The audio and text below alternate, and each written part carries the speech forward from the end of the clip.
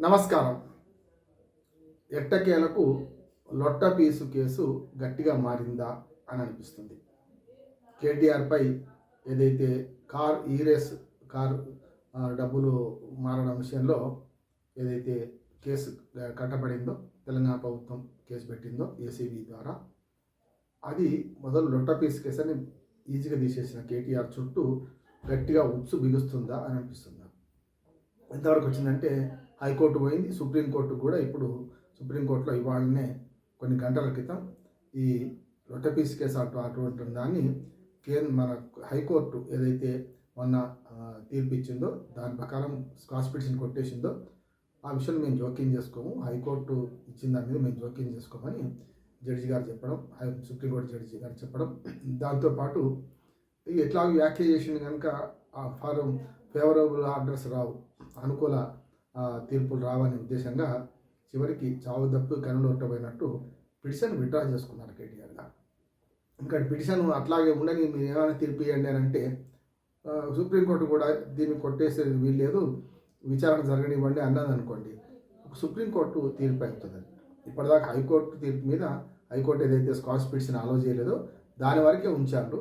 కానీ ఇప్పుడు అది దాటి సుప్రీంకోర్టులో తీర్పు ఏదైనా ఇవ్వండి మీరు వ్యాఖ్యలు తర్వాత సంగతి అని అంటే ఎట్లాగో సుప్రీంకోర్టు మొదటి అభిప్రాయం వ్యక్తం చేసింది కనుక దానిలో మళ్ళీ వేరే అభిప్రాయం ఉండదు కనుక ఎట్లాగో కొట్టివేయబడిన కేసును వాదించి మళ్ళీ భంగపడ్డం కంటే విత్డ్రా చేసుకొని అంటే రాజీ కుదుర్చుకోవడం మేలు అని సుప్రీంకోర్టుతో ఒక రకంగా రాజీ కుదుర్చుకున్నట్టు లేక, అంటే రాజీ అంటే సుప్రీంకోర్టును కేటీఆర్ కొల్యుడైనట్టు కాదు, సుప్రీంకోర్టుతో రాజీ ఎట్లాగో మీరు అభిప్రాయంతో ఉన్నారు, ఎట్లాగో మాకు అనుకూలంగా తీర్పు ఇవ్వరు కనుక అనవసరంగా ఆ పిటిషన్ కొనసాగించి ఇంకా వాదనలు కొనసాగించి మళ్ళీ తర్వాత తీర్పును రిజర్వ్ చేయించి తర్వాత 2 రోజులకో 3 రోజులకో మేము హైకోర్టు తీర్పును సమర్థిస్తున్నాం అన్నారు అనుకోండి, అప్పీల్ పోయింది కనుక అప్పుడు ఆటోమేటిక్గా ఇంకా ప్రభుత్వానికి గట్టి బలం చేకూరుతుందని. ఇప్పటికే ప్రభుత్వానికి సుప్రీంకోర్టు పైన ఫెయిల్ అయ్యిండు, చుక్కెదురైంది కేటీఆర్ కానీ పత్రికలు రాస్తాయి, మనం అంటాం చుక్కెదురా లేకపోతే చంద్రుడెదురా సూర్యుడెదురా కాదు, కానీ మొత్తం మీద సుప్రీంకోర్టులో భంగపడ్డారు అనేది మాత్రం నిజం. భంగపడడం వల్ల మొత్తం కేసు డిసైడ్ అయినట్టు కాదు, కేసు అంతా ఫైనలైజ్ అయినట్టు కాదు, ట్రయల్ కోర్టు చూసుకుంటుంది. అందుకని ఇది కూడా చెప్పాలి మనం. ఇప్పుడు హైకోర్టులో స్క్వాష్ పిటిషన్ అలవ్ కాకపోయినా, సుప్రీంకోర్టులో దాని మీద అప్పీలు అలవ్ కాకపోయినా, ఇవాళ మళ్ళీ సుప్రీంకోర్టు చెప్పిన ప్రకారం కింది స్థాయిలో హైకోర్టు ఏదైతే తీర్పు ఇచ్చిందో దాని ప్రకారం నడవండి అన్నది. వాళ్ళు ఏమన్నారంటే ట్రయల్ కోర్టు, మేము ట్రయల్ కోర్టు కాదు, మేము మొత్తం కేసు పూర్వాపరాలు మేము పరిశీలించలేము కనుక కింది కోర్టులో నడుస్తుంది అనే ఉద్దేశంగా హైకోర్టు ఇక్కడ తీర్పు ఇచ్చింది. కనుక హైకోర్టు చెప్పిన ప్రకారం అయితే జరగాల్సింది ఏమో జరగబోయేది అని చెప్తాను నేను. ఇక్కడ ఏం జరుగుతుందంటే ట్రయల్ కోర్టులో ఆల్రెడీ ఇప్పటికే పిటిషన్ ఎఫ్ఐఆర్ దాఖలు చేశారు. దాని ఎఫ్ఐఆర్ ప్రకారం అరెస్ట్ చేస్తారా లేదా కేటీఆర్ అరెస్ట్ మరి లొట్ట పీస్ కేసు గట్టిగా మారి అరెస్ట్ అవుతారా అనేది వేరే సంగతి. అయితే మళ్ళీ ఈడీ కూడా పిలుస్తుంది, ఈడీ దగ్గర కూడా లాయర్తో పోవాలా, ఒంటరిగా పోతాడా అనేది ఒకటి ఉన్నది 16వ తారీఖు నాడు రేపు. అట్లానే ఇటు పక్కన ఏసీబీ కూడా మరోసారి పిలిచే అవకాశం ఉందంటున్నారు. కానీ ఈజీగా తీసేసే బాబోతు అని అనుకున్న కేసు అదే లొట్ట పీస్ గట్టిగా మారి కేసు గట్టిగా మారి ఇవాళ మెడకు చుట్టుకుంటుందా కేటీఆర్ కుటుంబానికి, కేసీఆర్ కుటుంబానికి, కేటీఆర్కు. ఎందుకంటే గతంలో కూడా అంతే, ఇవన్నీ పీనట్స్ లాంటి కేసులు. ఒరిజినల్గా ప్రభుత్వాలు ఇప్పటిదాకా కాంగ్రెస్ పార్టీ ప్రతిపక్షాలు ఉన్నప్పుడు కానీ ప్రభుత్వంలోకి వచ్చిన 1 ఇయర్లో కానీ చాలా ఆరోపణ చేసింది కేసీఆర్ మీద, కేసీఆర్ కుటుంబం మీద వేల లక్షల కోట్ల రూపాయలు దోచుకున్నారని చెప్పి. ఆ ఆరోపణలు రుజువుగా ఏమీ పెద్ద కుంభకోణాలు బయటపడలే, కానీ అవన్నీ విచారణ జరుగుతున్నాయి.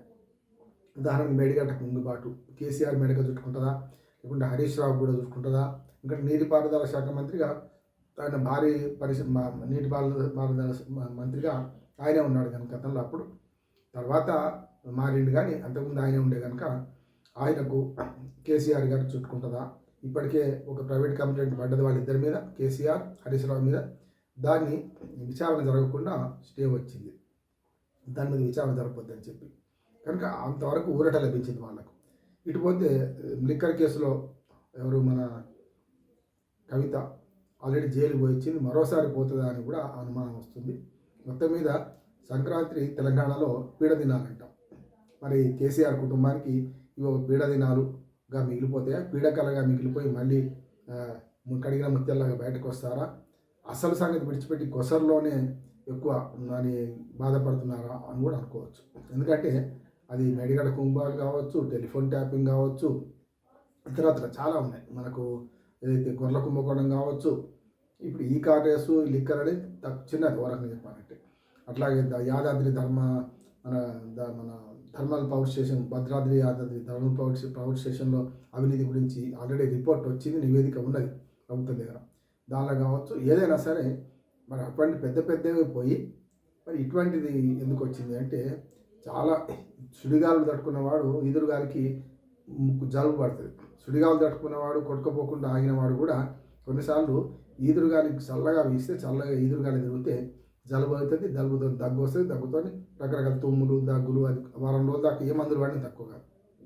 అట్లాగే చిల్లర మల్లర కేసు, దొంగ కేసు, పిచ్చి కేసు, ఇది రొట్టెపీసు కేసు అని వీళ్ళు ఎద్దేవా చేస్తుంటే అది బలంగా పీటముడి పడుతుందని నేను అనుకుంటున్నాను. సరే దానివల్ల అవుతుందా లేదా కానీ ఈ సెలబ్రిటీస్కి కొన్ని తప్పవు కూడా. ఎందుకంటే సెలబ్రిటీస్ విషయంలో కోర్టులు కూడా చాలా జాగ్రత్తగా వహిస్తాయి. అందుకని ఆ జాగ్రత్త వహించే క్రమంలోనే మరి కేటీఆర్ గారు లేకుండా అక్కడ ఇంకెవరైనా పిటిషనర్ ఉంటే అది వేరుగా ఉంటుంది తీర్పులు. నేను స్పష్టంగా అంటే హైకోర్టు ఏమో నేను కక్ష కట్టింది అంటలేను కానీ తీర్పులు ఇచ్చేటప్పుడు ఈ బయట ప్రభావం కోర్టుల మీద పడద్దు, అది పడుతున్నదని నేను అంటున్నాను. అంటే ఎవరో చేస్తే బెయిల్ ఇవ్వలేదని, ఎవరో చేస్తే ఇట్లా ఆరోపించడం వీల్లేదు. కానీ బయట ప్రభావం కొంచెం సెలబ్రిటీస్ల విషయంలో కానీ ఇటువంటి వాళ్ళు ఏ తీర్పు ఇచ్చినా రకరకాల వ్యాఖ్యలు చేయొచ్చు. ఉదాహరణకు అల్లు అర్జున్ కేసులో కదా అనుకూలంగా ఇచ్చినా వ్యతిరేకంగా ఇచ్చినా తీర్పుల విషయంలో మనం కామెంట్ చేసిన సందర్భాలు సోషల్ మీడియా ఉంది. నేను చేయను, న్యాయవాదిగా నేను కోర్టు తీర్పు మీద ఫేర్ కామెంట్ చేయాలి తప్ప తీర్పును తప్పుపట్టవచ్చు కానీ న్యాయమూర్తిని తప్పుపట్టరాదు. కనుక అది వేరు. కానీ ఇక్కడ ఈ సెలబ్రిటీస్ ఉన్నప్పుడు కొంచెం జడ్జీలు కూడా ఇబ్బంది పడుతున్నారు. ఏ తీర్పు ఇస్తే ఏమంటారు, ఎందుకు అనవసరంగా పీడ అని చెప్పి స్క్వాష్ పిటిషన్ అలౌ చేశారు అనుకోండి, రేపు హైకోర్టులో గెలిచినామని వీళ్ళు పోతుంటారు, మరి సుప్రీంకోర్టు గవర్నమెంట్ పోతుంది, ఇవన్నీ ఎందుకు గొడవ అనుకొని కేసు నడిపిస్తే అయిపోతుంది, నడవనియండి అనే ఉద్దేశంగా అన్నారు. ఇప్పుడు కేటీఆర్కు 3 ఆప్షన్స్ ఉన్నాయి. ఒకటి పైన ఆప్షన్ పోయింది, విడ్రా చేసుకున్నారు సుప్రీంకోర్టులో. అంటే కేసు నడవాల్సిందే. కేసు నడిచే క్రమంలో ట్రయల్ కోర్టు చూస్తుంటుంది. ట్రయల్ కోర్టులో నడవాలంటే మొట్టమొదటి ఈయన విచారణ పూర్తి కావాలి. ఇంకొకసారి పిలుస్తారా, 2 సార్లు పిలుస్తారా, అట్లా ఈడీ కూడా పిలుస్తుంది. కనుక అక్కడ ఈడీ ఏం కేసు అవుతుంది, దాంతో ఈడీ కేసులో అరెస్ట్ అవుతారా లేకుంటే ఏసీబీ కేసులో అరెస్ట్ అవుతారా, ఈ 13(1) ఏదైతే బి ఉందో అది చెల్లుతుందా లేదా, అవినీతి నిరోధక చట్టంలో ఆ సెక్షన్ అనేది మీమాంసకు తెరదించుతూ కోర్టు తీర్పు ఇచ్చేసింది హైకోర్టు.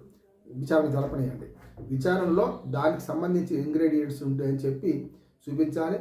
ఎఫ్ఐఆర్లో ప్రాథమిక ఆధారాలు చూపించినామంటున్నారు కనుక మిగతా నడవాలి, అప్పుడు మాత్రమే ఉంటుంది. కేటీఆర్కి మాత్రం కష్టకాలం ముంచున్నది, లొట్టపీసు కేసు గట్టిగా మారిందని మనం గట్టిగా చెప్పొచ్చు. నమస్కారం.